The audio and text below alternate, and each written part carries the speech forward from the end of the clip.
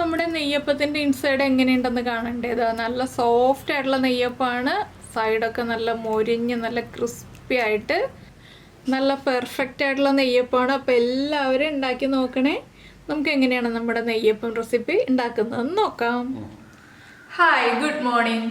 നമുക്കിന്ന് ഇൻസ്റ്റന്റ് ആയിട്ടൊരു നെയ്യപ്പം ഉണ്ടാക്കിയാലോ. നമ്മൾ അരച്ചിട്ട് ഉടനെ തന്നെ നെയ്യപ്പം ഉണ്ടാക്കാം. അപ്പോൾ കഴിഞ്ഞ ദിവസം നമ്മുടെ ഉണ്ണിയപ്പം റെസിപ്പിക്ക് കുറേ കമൻറ്റ്സ് വന്നിരുന്നു, ഇൻസ്റ്റന്റ് ആയിട്ട് ഇതുപോലെ നെയ്യപ്പം ഉണ്ടാക്കാൻ പറ്റുമോ എന്ന് ചോദിച്ചിട്ട്.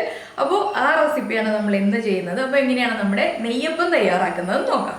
നമുക്ക് നമ്മുടെ ഇൻഗ്രീഡിയൻസ് നോക്കാം. ഞാനിപ്പോൾ 1 കപ്പ് പച്ചരി 4 മണിക്കൂർ സോക്ക് ചെയ്തെടുത്തിട്ടുണ്ട്. അതുപോലെ തന്നെ 1 കപ്പ് ചോറ് വേവിച്ചതെടുത്തിട്ടുണ്ട്. പിന്നെ കുറച്ച് ഒരു 1.5 ടേബിൾ സ്പൂൺ തേങ്ങാക്കൊത്ത് എടുത്തിട്ടുണ്ട്. പിന്നെ വേണ്ടത് 3/4 കപ്പ് ശർക്കര, 1/4 കപ്പ് വെള്ളം ചേർത്ത് ഒന്ന് ഉരുക്കി അരിച്ചെടുത്തിട്ടുണ്ട്. ഇനി നമുക്കിതൊന്ന് അരച്ചെടുക്കണം. അപ്പോൾ ആദ്യം ശർക്കര പാനി ചേർത്തിട്ട് അരച്ചെടുക്കുക. അതിനുശേഷമാണ് നമ്മൾ ബാക്കിയുള്ള ഇൻഗ്രീഡിയൻസ് ചേർക്കുന്നത്. മിക്സിയുടെ ജാർ എടുക്കുക. മിക്സിയുടെ ജാറിലേക്ക് നമ്മൾ എടുത്തു വെച്ചിരിക്കുന്ന പച്ചരി ചേർത്ത് കൊടുക്കുക. പച്ചരിയുടെ കൂടെ തന്നെ ഞാനൊരു 5 ഏലക്ക ചേർക്കുന്നുണ്ട്. ഇതിലേക്ക് പകുതി ശർക്കര പാനി ഇപ്പോൾ ചേർക്കുന്നുണ്ട് കേട്ടോ.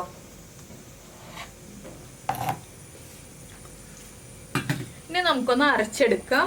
ഇപ്പൊ നമ്മുടെ പച്ചരി നമ്മൾ അരച്ചെടുത്തിട്ടുണ്ട്. ഇനി ഇതിലേക്ക് നമുക്ക് ചോറും കൂടി ചേർത്തിട്ട് ബാക്കി ശർക്കര പാനിയും കൂടി ചേർത്ത് നന്നായിട്ട് അരച്ചെടുക്കാം. ചെറിയ തരിതരിപ്പോടെ അരച്ചെടുക്കാം കേട്ടോ, ഫൈൻ പേസ്റ്റ് ആയിട്ട് അരയ്ക്കണ്ട.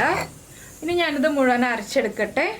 ഇപ്പൊ നമ്മൾ ചോറും പച്ചരിയും ശർക്കര പാനിയും ചേർത്ത് അരച്ചു. ഇതിലേക്ക് നമുക്കൊരു 2 പിഞ്ച് ഉപ്പും കൂടി ചേർത്ത് ഒന്നുകൂടി ഒന്ന് അടിച്ചെടുക്കാം.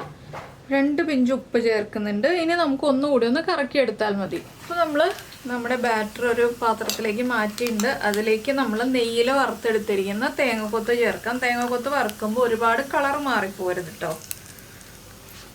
അതുപോലെ തന്നെ നമ്മൾ ശർക്കരപ്പാനി എടുക്കുമ്പോൾ ഉണ്ണിയപ്പത്തിന് ശർക്കരപ്പാനി നല്ല ചൂട് ശർക്കരപ്പാനിയാണ് എടുക്കുന്നതെങ്കിൽ ഈ നെയ്യപ്പം ഉണ്ടാക്കാനായിട്ട് ചൂട് കംപ്ലീറ്റ് മാറിയ ശർക്കരപ്പാനിയാണ് എടുക്കേണ്ടത്. പിന്നെ നമ്മുടെ കൺസിസ്റ്റൻസി ഇത് കണ്ടോ, ഈ ഒരു ഇഡ്ഡലി മാവിൻ്റെ കൺസിസ്റ്റൻസിയാണ് വേണ്ടത്. ഇനിയിപ്പോൾ നമുക്ക് എണ്ണ ചൂടാക്കിയതിന് ശേഷം നെയ്യപ്പം ഉണ്ടാക്കാൻ തുടങ്ങാം. കുറച്ച് നെയ്യൊക്കെ കൂടുതൽ ചേർത്തിട്ട് വേണം നമ്മൾ തേങ്ങക്കൊത്തൊക്കെ ഒന്ന് വറുത്തെടുക്കാൻ. ഇനി ഇതിലേക്ക് എള്ളും കൂടി ചേർക്കാം. ഞാനപ്പോൾ ഇതിലേക്ക് വെള്ള എള്ളാണ് കേട്ടോ ചേർക്കുന്നത്. എൻ്റെ കയ്യിൽ വൈറ്റ് എള്ളാണ് ഉള്ളത്. അപ്പോൾ ബ്ലാക്ക് എള്ളും ചേർക്കാം, വൈറ്റ് എള്ളും ചേർക്കാം. വൈറ്റ് എള്ള് ചേർത്തിട്ട് നന്നായിട്ടൊന്ന് മിക്സ് ചെയ്യുക. ഇത് റെസ്റ്റ് ചെയ്യാൻ വയ്ക്കേണ്ട ആവശ്യമില്ല. ബേക്കിംഗ് സോഡയോ ബേക്കിംഗ് പൗഡറോ ഒന്നും ചേർക്കേണ്ട ആവശ്യമില്ല. നമുക്ക് അരച്ചിട്ട് ഉടനെ തന്നെ നെയ്യപ്പം ഉണ്ടാക്കാം. അപ്പോൾ ഇനി നമ്മുടെ എണ്ണ ചൂടായിട്ട് നമുക്ക് നെയ്യപ്പം ഉണ്ടാക്കാൻ തുടങ്ങാം. ഇപ്പോൾ നമ്മുടെ എണ്ണ നന്നായിട്ട് ചൂടായിട്ടുണ്ട്. നമുക്കിതിലേക്ക് 1 കയ്യിൽ മാവ് ഒഴിച്ചു കൊടുക്കാം.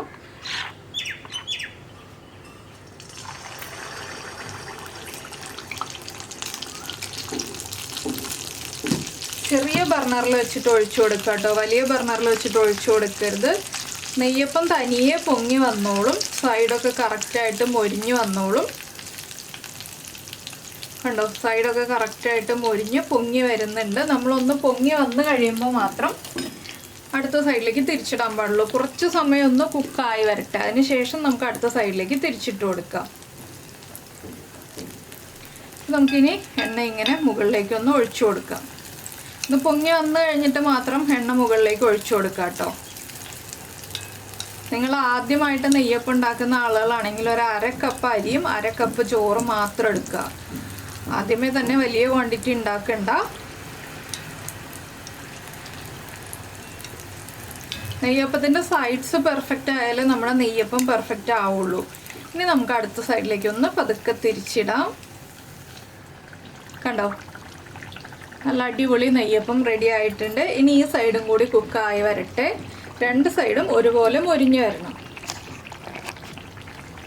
അപ്പം നെയ്യപ്പം ഇട്ടിട്ട് ഉടനെ തിരിച്ചിടാൻ പാടില്ല എന്നുള്ളതാണ് പ്രത്യേകം ശ്രദ്ധിക്കേണ്ട ഒരു കാര്യം. നെയ്യപ്പം കാണുമ്പോൾ എനിക്ക് പണ്ട് തൊട്ടേ ഓർമ്മ വന്നത് പോൾ മാഷിന്റെ തലയാണ്. ഇവിടെ ഞാൻ എന്ന് നെയ്യപ്പം ഉണ്ടാക്കിയാലും വരുന്നൊരു അഭിപ്രായമാണ് ഇത്. രാജീവേട്ടനെ പഠിപ്പിച്ച സാറിന്റെ പേരാണ് പോൾ എന്നുള്ളത്. ആ സാറിന്റെ തലയുടെ മൂട് ഭാഗത്ത് കുറച്ച് ഭാഗത്ത് മുടി പോയിട്ട് ഇതേപോലെ ഇരിക്കണം. അപ്പൊ ഞാൻ നെയ്യപ്പം കണ്ട് അപ്പൊ ഞാൻ പോൾ മാഷിനെ നോക്കാം. കറക്റ്റ് നെയ്യപ്പം കാണുമ്പോ അഭിപ്രായം. പിന്നെ നമുക്ക് ഈ സൈഡിലും കൂടി ഇതുപോലെ എണ്ണ ഒന്ന് ഒഴിച്ചു കൊടുക്കാം. ആ സാർ ഇപ്പോഴും ഉണ്ടോ? ആ സാറേ ഇന്നാള് മരിച്ചു അനി പറയണ്ടായിരുന്നു. അപ്പൊ എന്തായാലും സാറുണ്ടായിരുന്നെങ്കിൽ നമുക്ക് സാറിനും കൊടുക്കുമായിരുന്നു നെയ്യപ്പം. അപ്പോൾ ഇനി നമുക്ക് ഒന്നുകൂടി ഒന്ന് തിരിച്ചിട്ട് കൊടുക്കണം അടുത്ത സൈഡിലേക്ക്. ഞാനിപ്പോൾ ചെറിയ ബർണറിൽ വെച്ചിട്ടാണ് നെയ്യപ്പം കുക്ക് ചെയ്തെടുക്കുന്നത്. ഹൈ ഫ്ലെയിമിൽ തന്നെ, ലോ ഫ്ലെയിമിൽ വെക്കരുത്. പിന്നെ അടുത്ത നെയ്യപ്പം ഉണ്ടാക്കുമ്പോൾ എന്താ ശ്രദ്ധിക്കേണ്ടതെന്ന് വെച്ചാൽ നമ്മൾ ഈ നെയ്യപ്പം എടുത്ത് മാറ്റിയിട്ട് ഒരു 2 സെക്കൻഡ് ഒന്ന് വെയിറ്റ് ചെയ്യുക. ഒരുപാട് സമയം വെയിറ്റ് ചെയ്യേണ്ട. എണ്ണയുടെ ചൂടൊന്ന് മെയിൻറ്റെയിൻ ചെയ്യാനാണ് നമ്മൾ 2 സെക്കൻഡ് ഒന്ന് വെയിറ്റ് ചെയ്യുന്നത്. കണ്ടോ, 2 സൈഡും കറക്റ്റായിട്ട് കുക്കായി റെഡിയായി വരണം. അപ്പോൾ ഞാൻ ഈ നെയ്യപ്പം പതുക്കെ എടുത്ത് മാറ്റട്ടെ.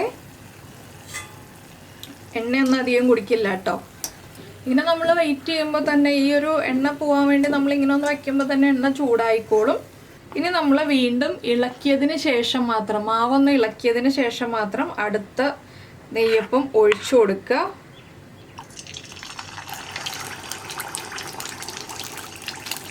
നെയ്യപ്പം ഒഴിച്ചു കൊടുത്തിട്ട് അനക്കാതെ വയ്ക്കുക. അതാണ് ശ്രദ്ധിക്കാനുള്ളത്. അപ്പോൾ നിങ്ങൾക്ക് നെയ്യപ്പം ഉണ്ടാക്കാൻ എളുപ്പ വഴി കിട്ടിയെന്ന് ഞാൻ വിചാരിക്കുന്നു. ബേക്കിംഗ് സോഡയോ ബേക്കിംഗ് പൗഡറോ ഒന്നും ചേർക്കാതെ വളരെ എളുപ്പത്തിൽ തയ്യാറാക്കാൻ പറ്റിയ നെയ്യപ്പത്തിൻ്റെ റെസിപ്പി ഞാൻ കഴിഞ്ഞ ദിവസം ഉണ്ണിയപ്പത്തിൻ്റെ റെസിപ്പി ഇട്ടപ്പോൾ ചോദിച്ചിരുന്നു.